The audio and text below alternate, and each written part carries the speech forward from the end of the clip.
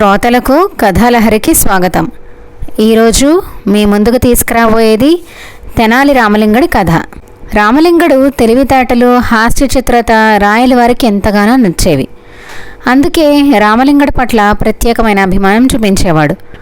ఒకరోజు ఆ ఆస్థానంలో అందరి ముందు రామలింగడి గొప్పతనాన్ని ఎంతగానో ప్రశంసించాడు. ఇది నచ్చిన ఒక మంత్రి వెంటనే పైకి లేచి, మహారాజా, నేను 2 ప్రశ్నలు వేస్తాను.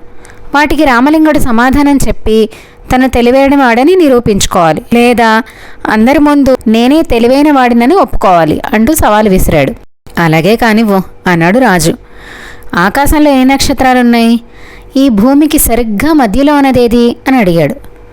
రామలింగడు వెంటనే, మహారాజా, నాకు కాస్త సమయం ఇప్పించండి అని అడిగి ఆ తర్వాత రాజభటుడి చెవులో ఏదో చెప్పాడు. భటుడు వెంటనే బయటికి వెళ్ళి ఒక గొర్రెను, ఒక చిన్న ఇనుప చువ్వును తెచ్చిచ్చాడు. రామలింగడు వెంటనే గొర్రెను పట్టుకుని సభ మధ్యలోకి తీసుకువచ్చి, ఈ గొర్రె ఒంటి మీద ఎన్ని వెంట్రుకలున్నాయో ఆకాశంలో అన్ని నక్షత్రాలున్నాయి.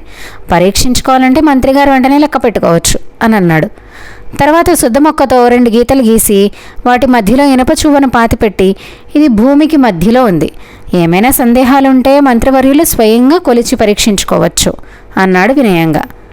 ఆ సమాధానాలు సరికాదని మంత్రికి తెలిసినా వాటిని తప్పు అని ఎలా నిరూపించాలో తెలియలేదు. దాంతో రామలింగడు గొప్పతనాన్ని అందరి ముందు ఒప్పుకోక తప్పలేదు. ఈరోజుకి కథతో ముగిద్దామండి. తిరిగి ఇంకొక కథతో కలుద్దాం.